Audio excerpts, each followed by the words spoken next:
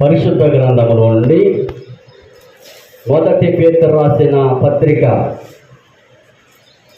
5వ అధ్యాయం. దయచేసి దేవుని యొక్క వాక్యాన్ని మనం ధ్యానించుకుందాం. మొదటి పేతురు రాసిన పత్రిక 5వ అధ్యాయము 8వ వచనం చదువుదామండి. దేవుని వాక్యాన్ని. నిబ్బానమైన బుద్ధి గలవారై మెలుగుగా ఉండి మీ విరోధి అయిన అపవాది గర్జించు సింహం వల్లే ఎవరిని మింగుదనా అని వెతుకుచూ తిరుగుతున్నాడు. హల్లెలూయా. దేవుని బిడ్డలారా, పేతురు గారు మొదటి రాసినటువంటి పత్రికలో 5వ అధ్యాయము 8వ వచనంలో ఇక్కడ ఆయన రాశాడు. ఎలా ఉండమంటున్నాడంటే, నిర్భారమైన బుద్ధి గలవారై మెలకువగా ఉండండి. ఏదండి, ఎలా ఉండాలి? మెలకువగా ఉండాలి. ఇది నిద్రపోయే కాలం కాదు. ఏదండి, ఇది మెలకువగా ఉండి ప్రార్థన చేసే కాలం. ఇది దేవుని బిడ్డలారా, నిద్రపోయే కాలం కాదు. మెలకువగా ఉండి మెలకువగా ఉండాలి. ఎటు నుంచి సాతాను వస్తుందో తెలియదు, ఎవరిని మోసగిస్తుందో తెలియదు, ఏం చేస్తుందో తెలియదు, మన కుటుంబం ఏ స్థితిలోకి వెళ్తుందో తెలియదు, మన పరిస్థితులు ఎలా ఉంటాయో తెలియదు, రేపు ఏం జరుగుతుందో మాకు తెలియదు. కనుక పేతురు గారు అంటున్నారు, నిర్భారము కలిగి బుద్ధి కలిగి మెలకువగా ఉండాలి. ఎలా ఉండాలండి? మెలకువగా ఉండాలి కదండి.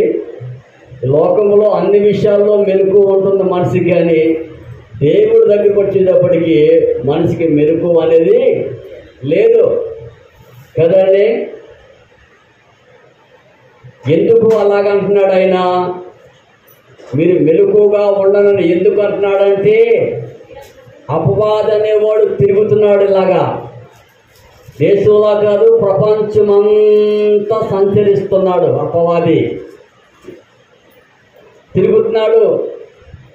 ఏంటండి, ఎవరి హృదయం ఖాళీగా ఉంటుందా, ఎవరి ఇల్లు ఖాళీగా ఉంటుందా, అది తిరుగుతూ ఉంది కదండి.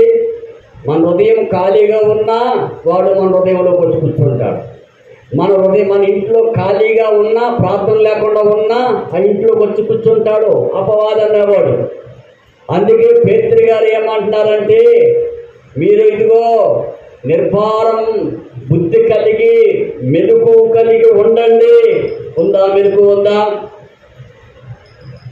కదండి. డబ్బు విషయంలో జాగ్రత్త ఉంది మనిషికి. ఏంటండి, జాబ్ విషయంలో జాగ్రత్త ఉందా మనిషికి, సంపాదన విషయంలో జాగ్రత్త ఉందా మనిషికి, ఈ లోకంలో అన్ని విషయాల్లో జాగ్రత్త అనేది ఉంది, కానీ తన ఆత్మ జీవితం ఏమైపోతుందనే జాగ్రత్త లేదు. ఏంటండి, నిజమండి దేవుని బిడ్డరా. అందుకే అపవాది అన్నవాడు తిరుగుతున్నాడు. అంటే ఎలా తిరుగుతున్నాడు? గర్జించే సింహం వలె తిరుగుతుంది. ఒక సింహం ఒక జింకని వేటాడాలన్నా అది ముందు ఏం చేస్తుందంటే గాండ్రం అంటది. ఒక్కసారి గర్జిస్తుంది, అది గర్జించి పట్టుకుంటుంది సింహం. ఎప్పుడైనా మీరు జూ పార్కులకు వెళ్ళారా? ప్రత్యేకంగా సింహాలు ఉండేది ఒక అడుగు ఉంటుంది అక్కడ. అందులోకి వెళ్ళాలంటే ధైర్యం ఉండాలి, గుండె ధైర్యం ఉండాలి. పిరుకోలు వెళ్ళరు, గుండె ధైర్యం ఉన్నవాడు అందులోకి వెళ్ళాలి. ఒక వ్యాన్ ఉంటుంది, ఆ వ్యాన్లో ఎక్కాలి, చుట్టూ జాలి ఉంటుంది. ఆ అడవులోకి వెళ్ళినప్పుడు సింహాలు ఒక్కసారి గర్జిస్తాయి, అవసరమైతే జీపు దగ్గరికి వస్తాయి. ఏమాత్రం ఈ చేయి దొరికినా ఏం దొరికినా లాగేస్తాయి. అప్పుడే అట్లా కేకలు ఘోరంగా ఉంటాయి. దొరికితే ఇంకేముండదు పట్టుకుని వెళ్ళిపోతుంది. అంటే సైతాను లక్షణాలు అయ్యే. ఏంటండి, సింహాన్ని పోల్చాడు. గర్జించి సింహం వల్లే, సింహం ఎలా గర్జిస్తుందో వాడు కూడా అలాగా తిరుగుతున్నాడు కదండి. ఏం చేద్దాం చెప్పండి? గర్జించి సింహం వల్లే తిరుగుతున్నాడు. కదండి, తిరుగుతున్నాడు. ఎవరి దగ్గరికి వెళ్దామని, ఎవరిని మోసగిద్దామని అది తిరుగుతుందంటే మీలాగా మెలుగుగా ఉన్నట్టు వాళ్ళ దగ్గర కాదు, మీలాగా ప్రార్థన చేసేవంటి వాళ్ళ దగ్గర కాదు, మీలాగా భక్తి ఉన్నట్టు వాళ్ళ దగ్గర కాదు. అది ఎవరి దగ్గర తిరుగుతుందంటే ప్రార్థన లేని, భక్తి లేని, దేవుని సన్నిధి లేనట్టు వాళ్ళ దగ్గరికి అది తిరుగుతూ ఉంటుంది. తిరుగుతూ ఉండి ఒక్కసారి ఎప్పుడు దొరుకుతాడా అని అది ప్లాన్ వేస్తాడు. ఖచ్చితంగా ఇది వాస్తవం, మనకు తెలియదు ఆ విషయం. నిజమండి, ఇలాగ చాలామంది యవనస్తులు అట్లాగా మోసగించబడ్డారు. ఏంటండి, లవ్ అనే దాంట్లో మోసగించబడ్డారు. అలాగే ఎన్నెన్ని విషయాల్లో మోసగించబడ్డారు. దోస్తులు అనే దాంట్లో మోసపోయారు, ఎన్నెన్ని విషయాల్లో కూడా మోసపోయారు. సినిమాయాన్ని మోసపోయారు, సీరియాలన్నీ మోసపోయారు. ఏంటంటే ఎన్నో విషయాలు మోసగించబడ్డారు. ఎందుకని ఈ గర్జించే సింహం ఏం చేసింది, వారిని మింగింది. చాలా జాగ్రత్తగా ఉన్నారండి. ఒకసారి దేవుని బిడ్డరా, దేవదూతలు దేవుని దగ్గరికి వెళ్ళి అంట, దేవదూతలు దేవుని దగ్గరికి వెళ్ళి, దేవదూతలు దేవుని దగ్గర నుంచి మరలా వస్తూ ఉంటే ఈ అపవాది అనేవాడు దేవదూతలతో కలిసి వెళ్ళాడు. అక్కడికి యోబు గ్రంథంలో ఉంటుంది ఆ మాట. దేవదూతలు దేవుని సన్నిధికి వెళ్తే, దేవుడి దగ్గరికి వెళ్తే ఈ భూమి మీద ఈ అపవాది అనేవాడు అటు ఇటు తిరిగి ఒకసారి వెళ్దాము దేవదూతల ద్వారా, కానీ ఈ దేవదూతలతో కలిసి వెళ్ళిందంట పైకి. దూతలు ఎక్కడికి వెళ్తాయి, దేవుడి సన్నిధికి వెళ్తాయి.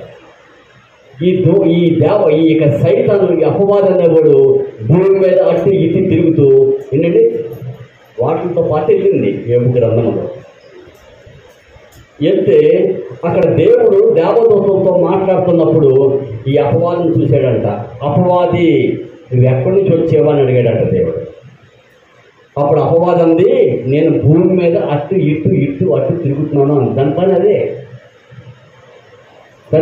అదే, అటు ఇటు తిరుగుతుంది అన్నప్పుడు దేవుడు అడిగాడు, భూలోకములో నాయందు భయభక్తులు కనుగొన్నట్టు ఒక వ్యక్తి యోబు ఉన్నాడు, యోబు కోసం నువ్వేమన్నా తెలుసుకున్నావా అని అన్నాడంట దేవుడు అన్నాడు, నువ్వు భూమి మీద అటు తిరుగుతున్నావు కదా, భూమి మీద ఒక భక్తుడు ఉన్నాడు యోబు, అతని గురించి నువ్వు ఒకసారి ఆలోచన చేసావంటే, అవును యోబు కుటుంబం చుట్టూ నీ కంచి వేసావు నాకు తెలుసు అని అన్నదంట ఈ అపవాది.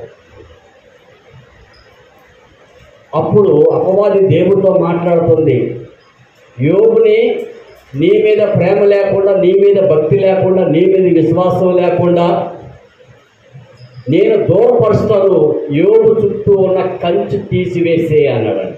కంచి అంటే ఏంటి, ప్రార్థన చేసే బిడ్డల చుట్టూ దేవుని కాపుదల ఉంటుంది. ప్రార్థన చేసే బిడ్డల చుట్టూ దేవుని యొక్క కంచి ఉంటుంది, దేవుని తోడు ఉంటుంది. దావీదు ఎక్కడికి వెళ్ళినా, దేవా నా కుటుంబం చుట్టూ నీ దూతని కాపులా పెట్టని ప్రార్థన చేస్తాడు. ఎందుకని ప్రార్థన ఒక కాపుదల, ప్రార్థన మనిషిని రక్షిస్తుంది. దేవుని బిడ్డలారా నమ్మండి. అయితే ఆ సాతాను అపవాది అంటున్నాడు, నీ యొక్క కాపుదల యోబు చుట్టూ ఉంది, యోబు ఎంతో యథార్థపరుడు, యోబు ఎంతో నీతిపరుడు, నీ యందు భయభక్తులు కలుగునంట వాడు, అటువంటి వాడు ఎవరు కూడా లేడు, నేను యోబును మారుస్తా అని దేవుడి మీద వాదం పెట్టుకుంది సాయితాను అపవాది. సరేండి, మనం ఎంతండి దేవుడితోనే అది పోటీ పెట్టుకుంది మన భాషలో. నేను అతను మారుతా, నువ్వు అతనికి ఉన్న కాపుదల అంతా తీసేయి, నేను వెళ్తా, అతని పిల్లల్లోకి వెళ్తా, అతను నా కుటుంబంలోకి వెళ్తా, ఆయన కుటుంబాన్ని మొత్తం నా వైపు తిప్పుతా అని దేవుడి మీద సవాల్ చేసింది అపవాది. దేవుడు తెలుసు కదా, భూమి మీద ఎవడు నిలబడతాడో ఎవడు నిలబడడో, నా కోసం ఎవడైతే ప్రాణం పెడతాడో ఎవడు ప్రాణం పెట్టడో, ఎవరి కోసం నా కోసం సాక్షిగా నిలబడతాడో ఆయన తెలుసు. అందరి పక్షాన్ని ఆయన మాట ఇచ్చే దేవుడు కాదు, ఎవరో కొంతమంది పక్షాన్ని దేవుడు మాటిస్తాడు. ఎందుకంటే వాళ్ళు నమ్మకంగా ఉంటారు కాబట్టి, కష్టమైన కష్టమైన బాధ అయినా నిందైనా ఏది ఏమైనా సరే ప్రాణ అపాయం మీదకి వచ్చినా కానీ దేవుడు ఇడవకుండా చూసారా, అటువంటి పక్షాన్ని దేవుడు నిలబడతాడు. అందరూ పక్షాన్ని ఎందుకంటే మనం అబద్ధాలు ఆడతాం, ఆయన అబద్ధాలు ఆట కదా. అయితే దేవుని బిడ్డరా, అప్పుడు అపవాది అనేవాడు సరే ఎల్లు అన్నాడు దేవుడు. దూతంతో కలిసి అది భూమి మీదకి వచ్చింది. ఈ అపవాది అనేవాడు వచ్చి ఎవరింటికి వెళ్ళింది చెప్పాలి. ఆరులో సూర్యప్రకాశం గారి ఇల్లు ఉంది, ఆ ఇంటిని టచ్ చేద్దామని వచ్చింది. అలాగే కొంతమంది చర్చకు వస్తున్నారు, వాళ్ళ కుటుంబంలో కూడా టచ్ చేద్దామని వచ్చింది. అది దాని పని అది నిజమండి. అలాగే యోబు ఇంటికి వచ్చింది. అది వచ్చి యోబుని ఏం చేసిందంటే దేవుని బిడ్డరా మొత్తం కుటుంబం అంతా చూసింది. యోబు ప్రార్థన చేసుకుంటున్నాడు, దేవుని కోసం బతుకుతున్నాడు. ఏంటండి ఈ లోకంలో ఆయనకి ఏమీ ఆశ లేదు. సావైనా బ్రతికైనా దేవుడి కోసమే ఒక మంచి తీర్మానం చేసుకున్నాడు యోబు. ఏంటండి ఆయనకి లోకములో ధనం ఉంది, ఈ లోకంలో పని మనుషులు ఉన్నారు, ఈ లోకంలో అన్నీ ఉన్నాయి, ఏమి లేక కాదు, అన్నీ ఉన్నాయి, పని మనుషులు ఉన్నారు. ఏంటండి ఆయన పుట్టినటి పిల్లలు అందమైన వాడు. ఆ యొక్క దేశంలో ఆయనకున్నటి పిల్లలు అందమైన పిల్లలు ఎవరికి లేరంట. అటువంటి అందమైన పిల్లలు పుట్టారు యోబుకి. ధనంలో గొప్పోడు, భక్తిలో గొప్పోడు. ఏంటండి దేంట్లో తక్కువ లేదు. భక్తిలో పవర్ఫుల్ ఉంది, ధనంలో కూడా అంత పవర్ఫుల్ ఉంది ఆయనకి. కానీ సాతాను ఏం చేసిందంటే ఇతన్ని దేవుడి నుంచి దూరం చేయాలని యోబుకున్న మొత్తం ధనమంతా కూడా ఏం చేసిందంటే ఏంటంటే మొత్తం లాగేసింది కదండి. లాగేసింది. మనకి గవర్నమెంట్ జాబ్ ఇచ్చిందండి, దేవుడు ఇచ్చాడు అనుకోండి, గవర్నమెంట్ ఇచ్చాడు అనుకోండి, వచ్చిన జాబ్ పోయిందని మనం ఏమనుకుంటాం? ఏమంటాం?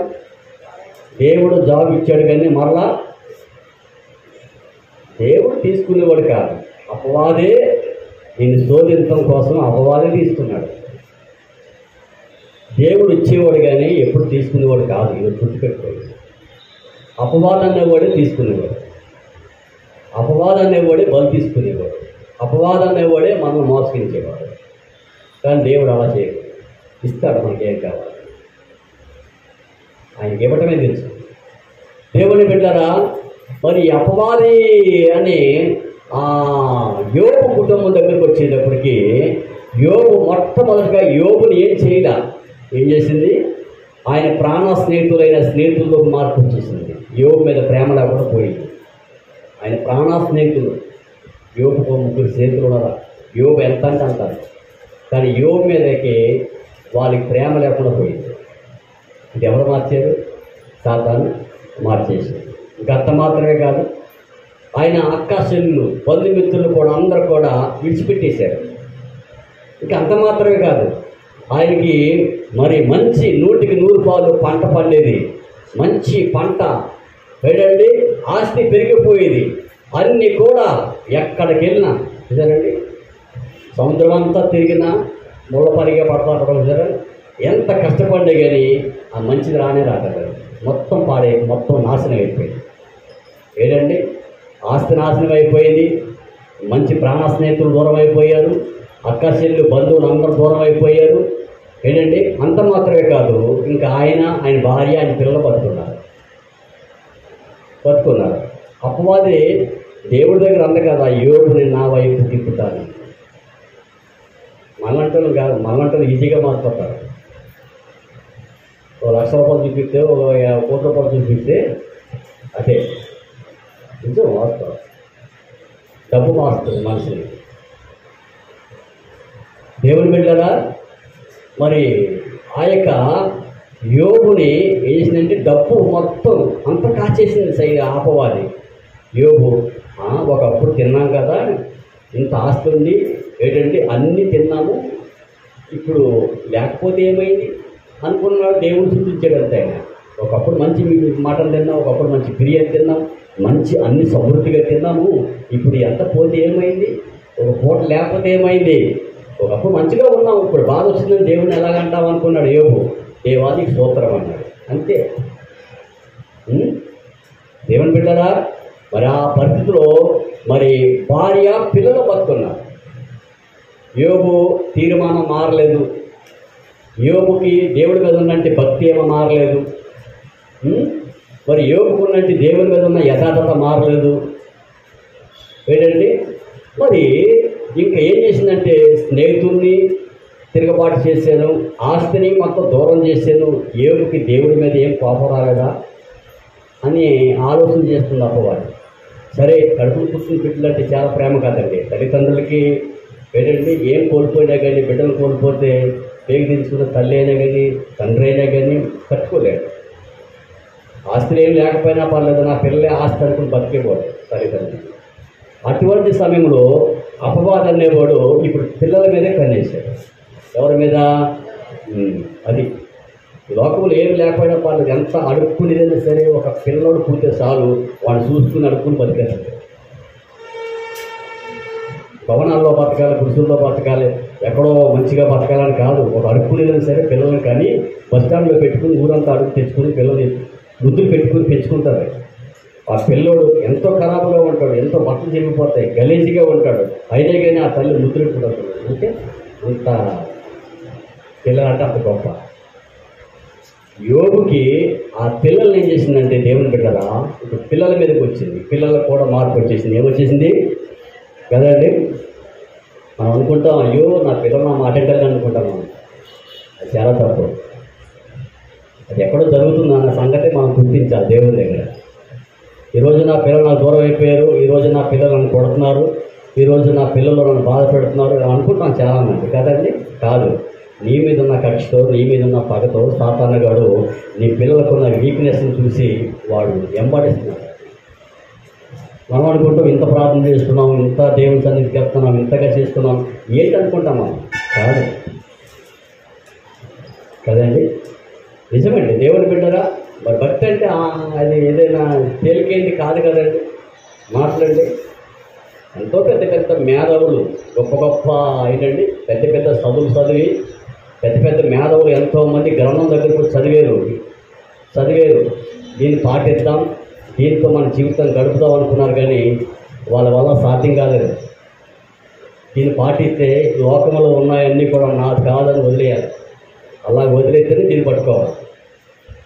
నాకు పదవి కావాలి, నేను ఎమ్మెల్యే అవ్వాలి, ముఖ్యమంత్రి అవ్వాలి, నాకు అధికారం కావాలి, నాకు అది కావాలి, నేను మేనేజర్ అవ్వాలి, నాకు ఇది కావాలి, అది కావాలనుకుంటే ఇది అవసరం లేదు. ఇదంతా చదివే అందరూ లోకానికి వెళ్ళిపోయారు. ఎందుకంటే ఇది చాలా పవిత్రమైన గ్రంథం. ఇది పవిత్రమైన గ్రంథమండి. ఈ లోకమంతా ఒక పక్కన పెట్టండి, పరలోక రాజ్యాన్ని నువ్వు కొనలేవు. లోకమంతా తీసుకొచ్చి దాన్ని పరలోక రాజ్యం కావాలని కొనలేవు. నీ బతుకు మాత్రమే అది నీ పొట్ట.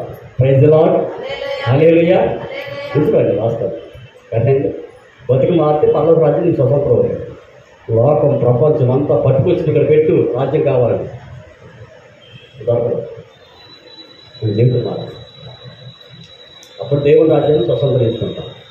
నిజమంటే దేవుని రాజ్యం. అందుకే గొప్ప గొప్ప మేధావులు, ఇంజనీర్లు, ఎంతో మేధావులు, మనకంటే మహా మేధావులు దీన్ని చదివేరు ఏదో సాధిద్దామని, కానీ ఒప్పుకోలే.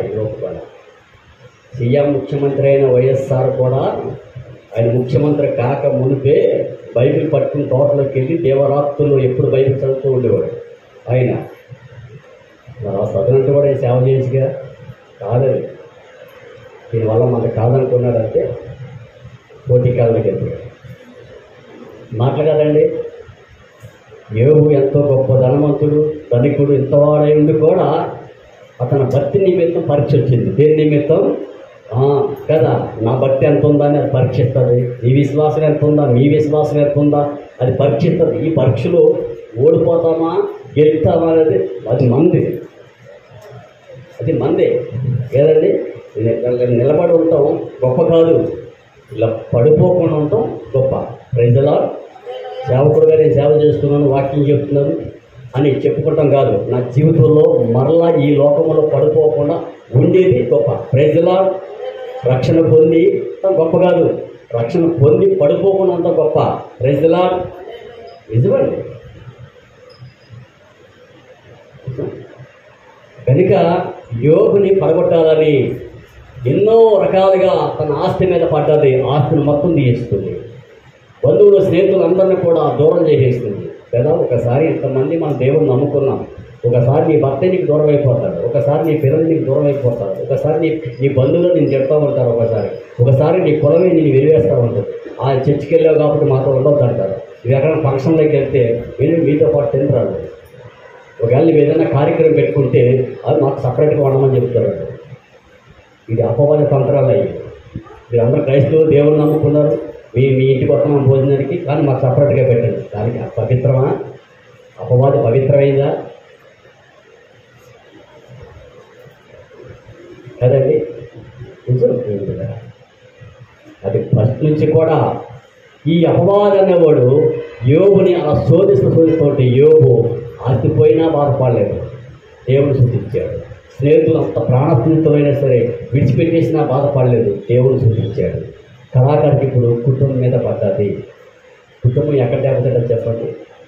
భార్య భర్త దూరమైనప్పుడు, భర్త భార్య దూరమైనప్పుడు, తల్లిదండ్రులు పిల్లలు దూరమైనప్పుడు, పిల్లల తల్లిదండ్రులు దూరమైనప్పుడు కుటుంబం కలవపడుతుంది. ఇప్పుడు కుటుంబం మీద పడ్డది. ఎక్కడ పడ్డది అనేది? కుటుంబం మీద పడ్డది కదండి. కుటుంబం అంతా కలిసి ఉంటుంది, దానికి ఇష్టం ఉండదు అపవాదికి. ఏంటండి? నిజమండి, దేవుని బిడ్డారా. మరి ఇప్పుడు కుటుంబం పడి తన పిల్లలను కూడా ఏం చేసిందంటే చంపేసింది. పిల్లలు కూడా చచ్చిపోయారు. యోబు దగ్గరికి వచ్చింది. యోబు ఏమన్నా దేవుడు దూషిస్తాడేమో, దేవుడా నాకు అన్యాయం చేసేదేమో అంటాడేమో అని ఒక్క మాట చాలు కదండి. ఒక చిన్న మాట చాలు తప్పట్టుకుంటాడు. ఈ రోజున సేవకుడు ఏమైనా తప్పు మాట్లాడతారేమో అని పట్టుకునేవాడు దునియమంటున్నారు. క్రైస్తవులు ఏమైనా తప్పట్టు మాట్లాడతారేమో అని పట్టుకునేవాళ్ళు దునియమంది ఉన్నారు ప్రపంచంలో. ఇది పట్టుకుని మనల్ని ఎక్కడికి లాగాలి అక్కడ లాగుతుంది. అది దాని ప్లాన్ అది ఏంటండి. దేవుని బిడ్డరా, మరి ఆ విషయంలో అపవాది పిల్లలు కూడా చంపేసింది. ఇంకా త్వరగా ఎవరు భార్య ఎవరున్నారండి? ఎవరు చచ్చిపోయారు? స్నేహితులు దూరం అయిపోయారు, బంధువులు దూరం అయిపోయారు, ఆస్తులన్నీ అయిపోయి ఇంకెవరున్నారు? కళాకారికి జీవితాంతం సావైనా బ్రతికైనా నా భార్యతో ఉంటానని తీర్మానం చేసుకున్న భార్య మాత్రం నిలబడ్డాం. అంతే కదండి. కారు కట్టుకునేటప్పుడు ఏమంటారు? జీవితాంతం నీ తినమంటాను. ఆమె ఏమంటారు? జీవితంతో నీ తినమంటానని మాట ఇస్తాం. ఇంకా మిగిలింది అక్కడ. ఇప్పుడు ఆమె కూడా మార్పు వచ్చేసింది. ఏమొచ్చేసింది తెలుసా? ఒకవైపు ఆస్తి మిగిలిపోయింది, ఒకవైపు బంధువులు దూరం అయిపోయారు, ఒకవైపు నీ ప్రాణ స్నేహితులు కూడా నేను అసహించుకుంటున్నారు. ఇప్పుడు కడుపు పుట్టిన పిల్లలు కూడా చచ్చిపోయారు అని అంటుంది. ఇప్పుడు యోబు మాట్లాడుతూ ఉంటే ఆ మాట కూడా అసహించుకుంటుంది భార్య. ఒక మాట దుర్వాసన కింద కనపడదు. ఉన్నారండి? ఎంతమంది ఉన్నారు? అది బాధ వచ్చినప్పుడు ఒకసారి భర్తని ఒకసారి బాధకరమైన మాట అంటారు. ఒకసారి ఏంటంటే ఏమిండి అన్నావోదు ఎరా ఉరే ఉన్నారు. చాలా జాగ్రత్త. దేవుడు లెక్క అప్పుకుంటే కాలు జాగ్రత్త లాక్కుంటావు కానీ మాట మాత్రం లాక్కుంటావు. దేవుడి దగ్గర రాయబడుతుంది. నిజమండి, తెలుసు తెలియక అంటున్నాం మనం. దాన్ని రాకుండా నాలుగు కాల్చుకోవాలి, పెద్దలు కాల్చుకోవాలి. దేవుడి దగ్గర రాయబడతాయి. హల్లెలూయా. నిజమండి, దేవుడు నమ్మండి. ఈ రోజుల్లో ఏంటండి ఆడపిల్లల ప్రభావం ఎక్కువైపోయింది, మగపిల్లలు లేరు. అంతా వాళ్ళదే ప్రభావం ఎక్కుతున్నాం. మన విలేజ్లో ఇంకా సెంటిమెంట్ ఉంది కానీ సిటీల్లో మొత్తం పిల్లలకి ఆలయం చేయించాలి, పిల్లల వాళ్ళని స్కూల్ పంపించాలి, వాళ్ళు వంట చేయాలి, మన టైంకి తీసుకురావాలి. చూస్తున్నాం కానీ చెప్తున్నాం. ఎంత బాధాకరమైన విషయం. ఎవరు నడుస్తుంది? హెచ్బేలు బైబిల్లో ఉంది. హెచ్బేలు రాజుల గ్రంథంలో హెచ్బేలు పిల్లలాడు. ఎవరి పిల్లలు? హెచ్బేలు పిల్లలాడు. ఒకప్పుడు మనం కూడా ఉన్నాయేమో, సర్చ్ చేసుకుంటాం. మంచిది. Praise the lord. హెచ్బేలు అలా ఉంది కాబట్టి 3 అంతస్తుల పైనుంచి కింద పడి చచ్చిపోయింది. తనని సమాధి చేయాల, కుక్కలు వచ్చి తన మాసం తిన్నాయి. ఎంత భయంకరమైన స్వామి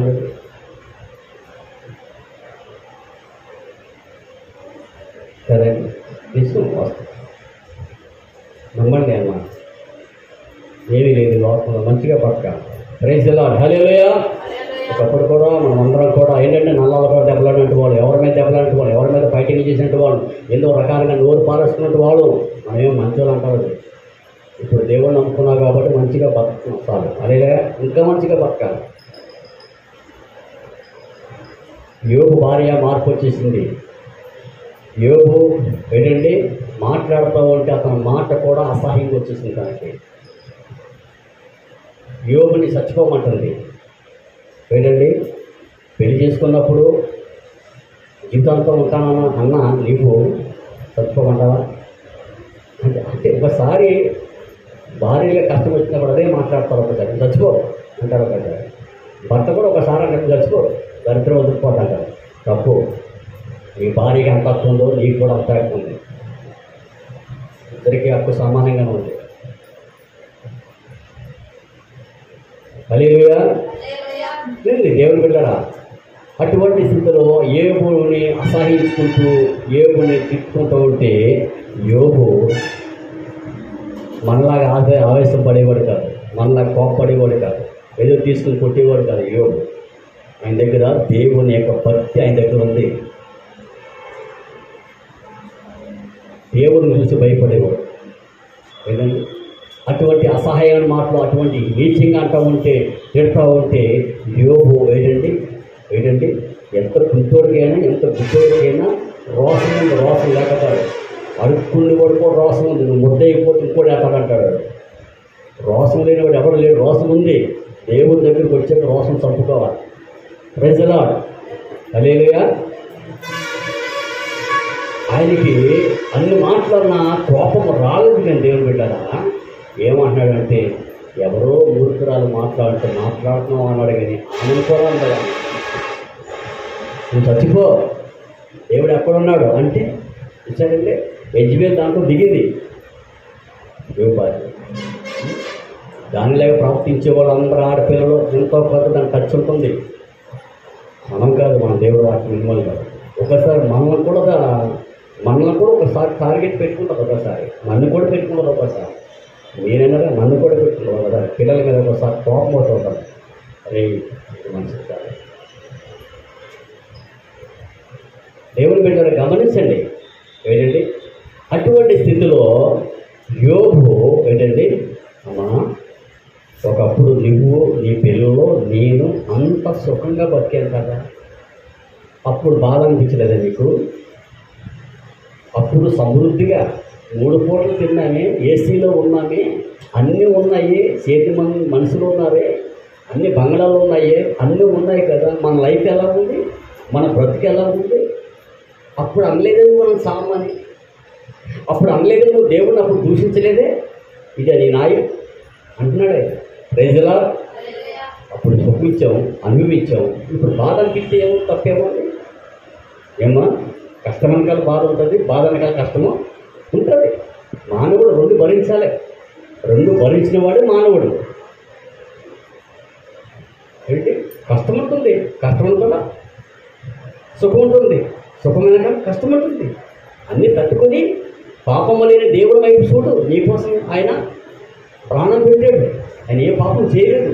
నీకోసం నా కోసం అంత బాధ భరించాడు ఆయన. నీ మీద ఉన్న పాపము నీ మీద నా మీద పెట్టకుండా ఆయన మీద వేసుకున్నాడు ఆయన. నీ మీద నా మీద ఉన్న శాపము మన మీద పెట్టకుండా ఆయన మీద వేసుకున్నాడు శాపం. నువ్వు నేను మరణించి నరకానికి పోకూడదని నీకు నాకు బదులుగా ఆయన సిలువలో మరణించాడు ఆయన. ఎందుకని నీకు నాకు బ్రతుకునిచ్చాడు ఆయన. పాపం లేనివాడు అంత బాధ భరించాడు మన కోసం. కష్టపడితే భరించలేవా? ఎలా మటన్ కూరని సంతోషంగా తింటే తెల్లారి గెంజి ఉంటుంది, తినాలి. పెద్దగా అది ఒక పూట ఉంటుంది, ఒక పూట ఉండదు. ఉపవాసం ఉండాలమ్మా. నాకు 2 రోజులు కూడి పెట్టారు. రాత్రికి వాసన వచ్చేసేది.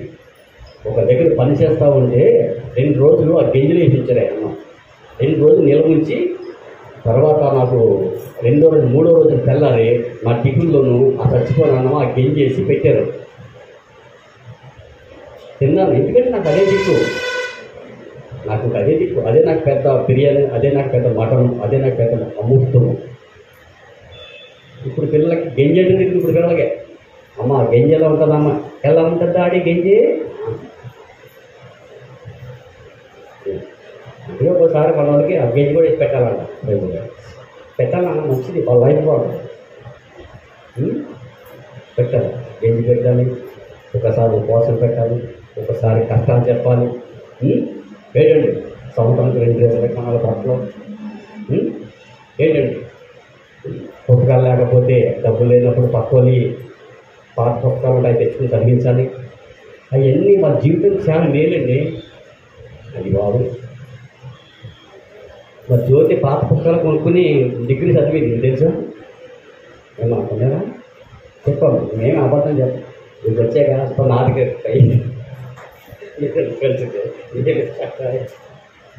ఇది నా పవర్ ఉంటుంది కదా, బ్యాటరీ దగ్గర పెట్టేసింది. పైసలు అదే మీరు చక్కగా పెడతారు కదండి. పాస్టర్ గారు అంటారు, పాస్టర్ గారు కొంచెం జాగ్రత్తగా చెప్పండి పిల్లలు భయపడతారంటే. మనం అన్నం తింటారు పిచ్చితల్లి, మనకి బలం ఉండవు, రొట్టె తింటారు గట్టిగా ఉంటారు, మాట్లాడుకుంటాను నేను ప్రైజ్లో. అదేలయ్యా అదేలయ్యా, మనం అన్నం తింటాం, మన దగ్గర బలం ఉండదు, కానీ ఒక రొట్టె తింటారు గట్టిగా ఉంటారు. వాళ్ళకి ఇటువంటి గట్టిగా మాట్లాడాలి, ఉన్నది మాట్లాడాలి పిచ్చితల్లి, వాళ్ళ బతుకులు మాట్లాడి నేను చూపు చెప్పి వెళ్ళిపోతే వాళ్ళు ఖరాబ్ అయిపోతారు. ప్రైజ్లో అదేలయ్యా. రెండు మాట్లాడండి, ఆస్తిగా వచ్చే వరకు మీకు దగ్గరికి వచ్చేసారు. ఇప్పుడు యోగు భార్య ఏమందండి? యోగు ఏమంది కదా పాపం, ఎంత మంచి యోగు మనసు మొత్తం పులుసులకు వచ్చింది కాక. ప్రైజ్లా, యోగు మనసు మొత్తం పులుసులకు వచ్చింది కాక కదండి. పురుషులకు రా ప్రైజ్లా. ఏంటంటే పట్టలేదు తిట్టారు. ఇప్పుడు ఏదో రా తెలుసుకోండి, నేను గంగత్త వాకులు తీసుకెళ్ళి కలిగేతానంటారు నాయన. అయితే జీవితంతో కూడా నువ్వు చచ్చిపోయే వరకు కూడా నీతో ఉండేది నీ భార్య. నీ పిల్లలు పెళ్లి చేసుకుని వాళ్ళు వెళ్ళిపోతారు.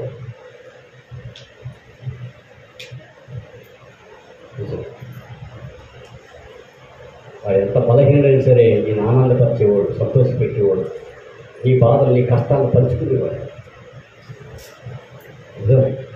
కానీ ఆ భార్య అంటుంది, మీరేం అంటున్నప్పుడు ఏ వాళ్ళు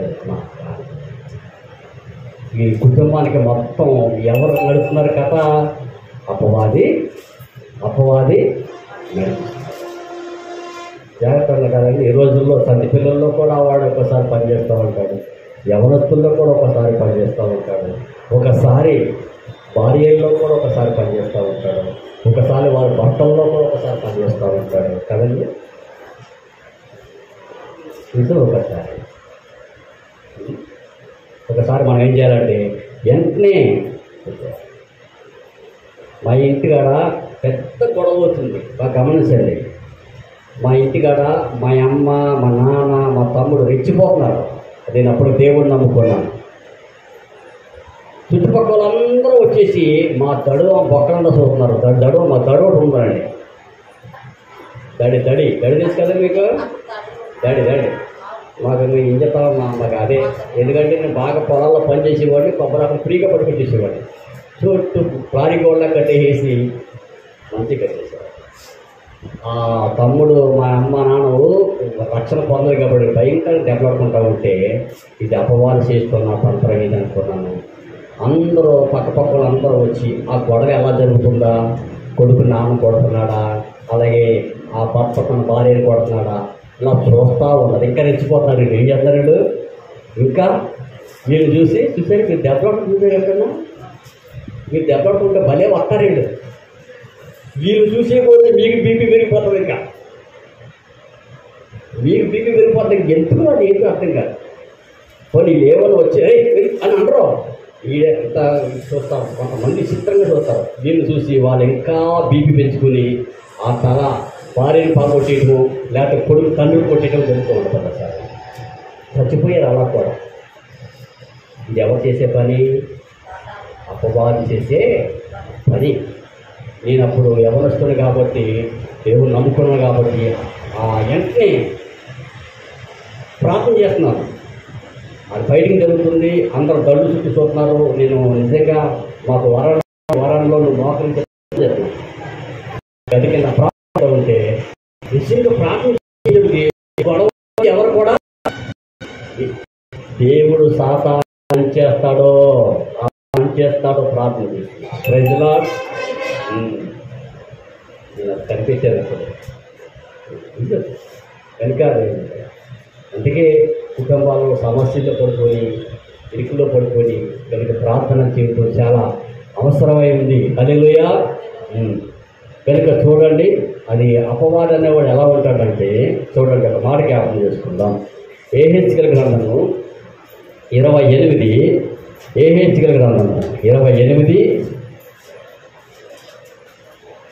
28 అమ్మ చదవండి. 13వ వచనం చదువుతామా? అపవాది గురించి రెండు మాట్లాడుతున్నాను. 28 దయచేసి 28 13వ వచనం.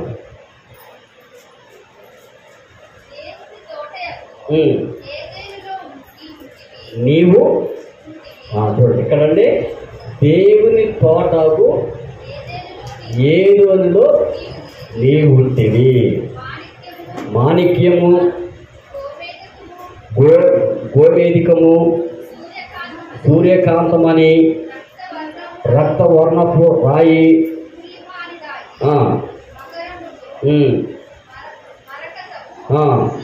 నీలము, పద్మరాగము, మాణిక్యము అను అమూల్య రక్తములతో బంగారముతోనూ నీవు అలంకరపడి ఉన్నావు.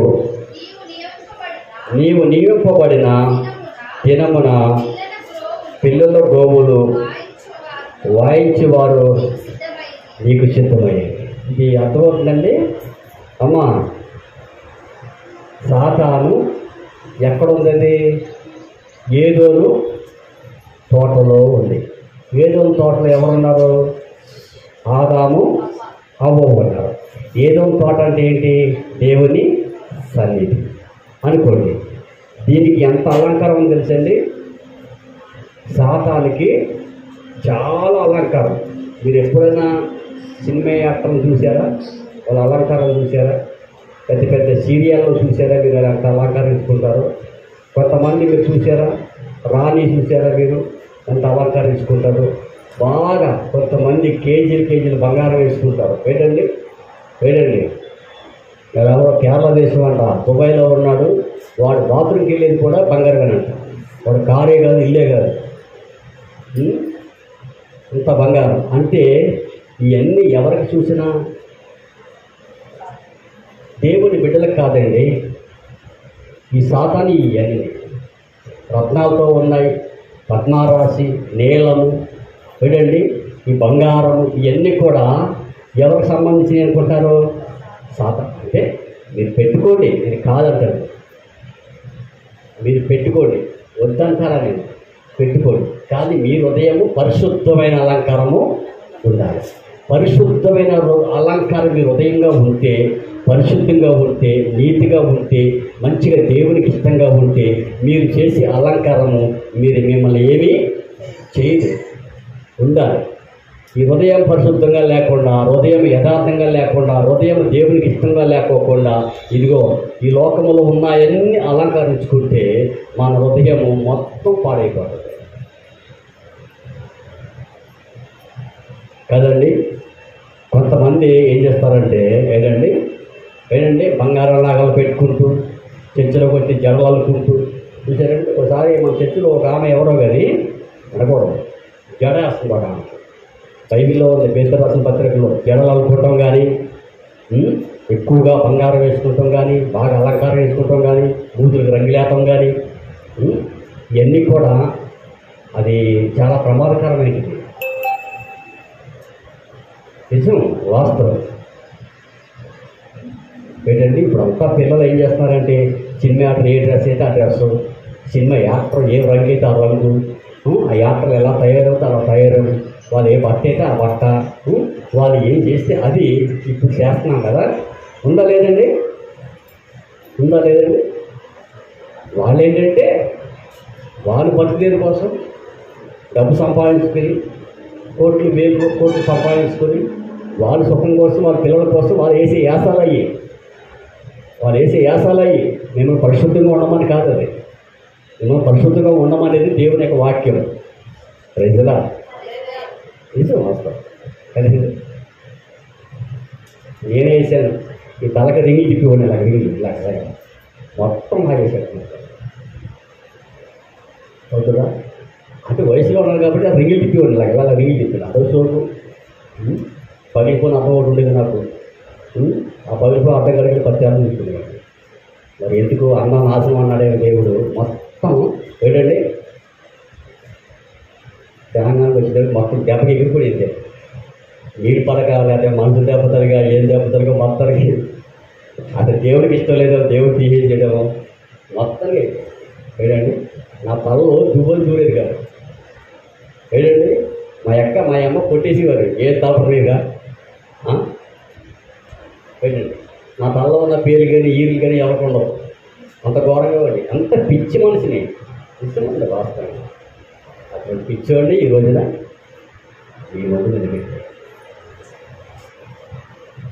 సైతాన్ని ఎక్కడ తీసుకెళ్తున్నాడు ప్రైజ్లా.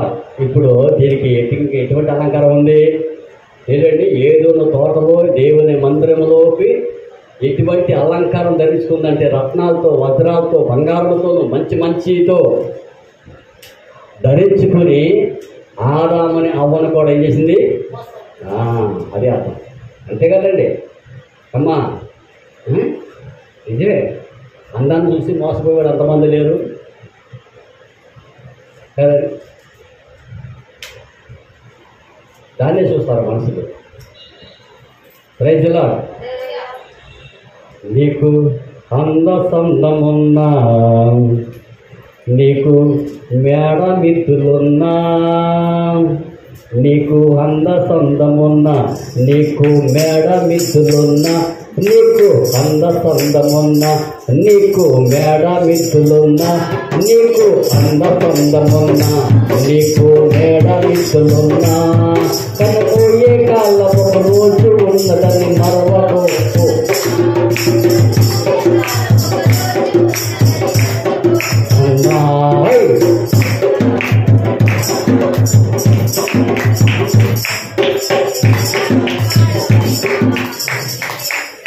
నువ్వైనా నువ్వు ఎలాంటి వాడువైనా, నువ్వు ఎంత గనుడవైనా, ఎలాంటి వాడువైనా నువ్వు అదే అది పాస్టర్ గారు మర్చిపోయారంటే మీరన్నా దాన్ని కవర్ చేయాలి కదా. మీరు నా చదివారులే. Praise lord. హల్లెలూయా. కదా మంచిదే. హల్లెలూయా. అయితే దేవుడు బిడ్డరా గమనించండి అమ్మా. మంచిది. మన పిల్లలు చాలా నచ్చారు. నాకు చాలా నచ్చుతారు. మీరు ఏమనుకోవాలి చూసారా.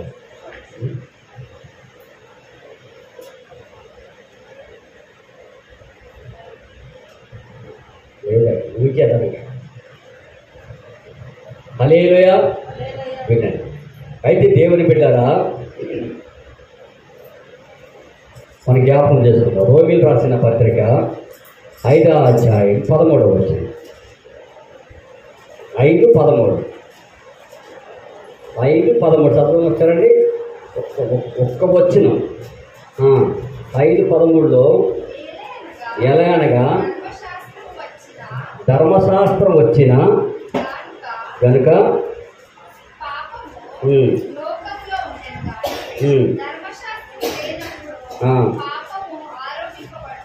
చూసారండి. ఈ మాట ఒకసారి అర్థం చేసుకోండి. ధర్మశాస్త్రం అంటే ఏంటండి? అప్పటికి యేసయ్య ఈ లోకానికి రాలేదు. ఎవరు? యేసు ప్రభు వారు ఈ లోకానికి రాల. ధర్మశాస్త్రం మోషే ఉన్నప్పుడు ధర్మశాస్త్రం ఉంది. ధర్మశాస్త్రం కట్టడాలు ఏంటి ఏంటంటే, ఒక వ్యక్తి తప్పు చేశాడు అనుకోండి, ఆ వ్యక్తిని ఆ తల్లిదండ్రులు వెళ్ళి మా కుమారుడు మా మాట వింటాడని పంచాయతీకి తీసుకెళ్తారు.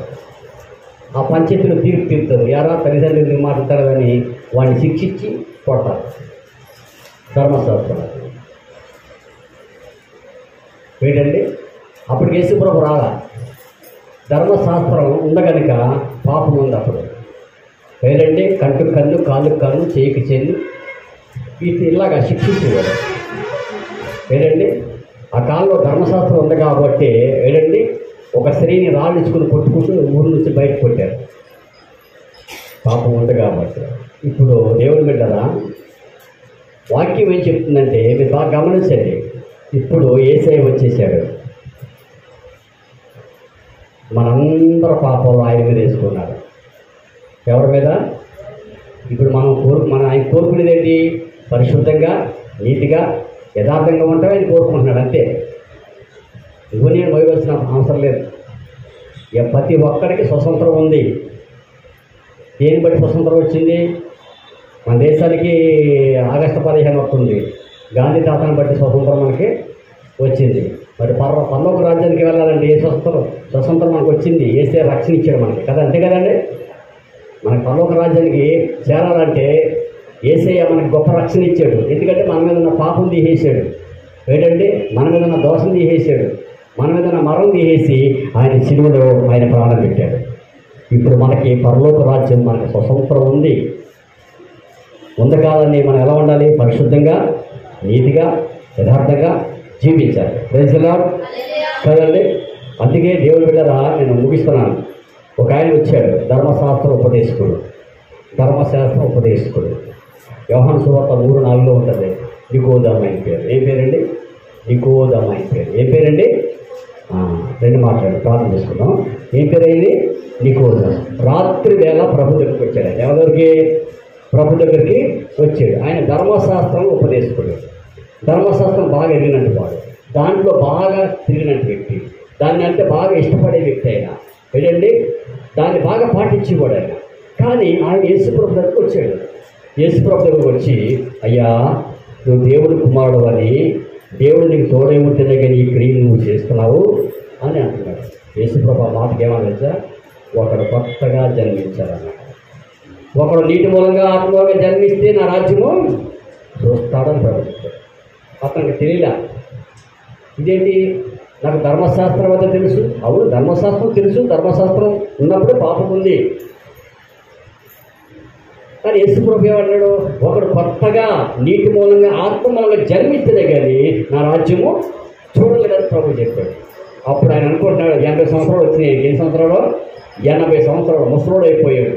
ఇక మారు మనసు లేదు, రక్షణ లేదు. ఇంకా దాంట్లోనే ఉన్నాడు. కొంతమంది ఆ సంఘం అనే కట్టడాల్లోనే, సంఘం అనే పద్ధతుల్లోనే, సంఘం అనే నియమంలోనే అట్లోనే మునిగిపోతారు తప్ప. కానీ ఇంకో కొత్త జీవితాన్ని మనం పొందుకుందామనే ఆలోచన మాత్రం ఉండదు కొంతమందికి. అందులోకి పోతారు. ఇక సంఘం అనే కట్టుడు చూసారండి. లాదర్ను కూడా అలాగే సంఘం అనే కట్టులతో కట్టేసి సభలో పెట్టేసేవాళ్ళు. లాదర్ను కూడా యేసుప్రభు వెళ్ళి ఆ కట్లు ఎప్పండిరా బాబు బయటపోతామని చెప్పాడు. Praise the Lord. నిజమండి. కొంతమంది అలాగే ఉండిపోతారు. కొంతమంది ఆ నియమాలు, ఆ కులము, ఆ మతము, దీంట్లో ఆ కట్టడాల్లో ఉండిపోతారు తప్ప. కానీ నాతోటి కొత్త జీవితం కావాలనే ఆలోచన మాత్రం రాదు. ఇతనికి 80 సంవత్సరాలు వచ్చింది నికోదేముకి. రాత్రి వేళ ప్రభు దగ్గరకు వచ్చాడు. ప్రభు సూటిగా చెబుతున్నాడు, ఒకరు కొత్తగా నీటి మూలంగా ఆత్మ మూలంగా జన్మిస్తేనే కానీ నా రాజ్యం చూడలేడని చెప్పాడు. అది ఎట్లాగన్నాడు? శరీర సంబంధమైన మనిషి కాబట్టి ఈ శరీరమైనవి కనపడుతున్నాయి ఆయనకి. ఆత్మ సంబంధమైన ఆయనకి కనిపించాలా? ఆత్మ సంబంధంగా ఉంటే పైన కనిపిస్తాయి మనకి. శరీర సంబంధంగా ఉంటే ఈ లోకంలో ఉన్నాయి కనిపిస్తాయి మనకి.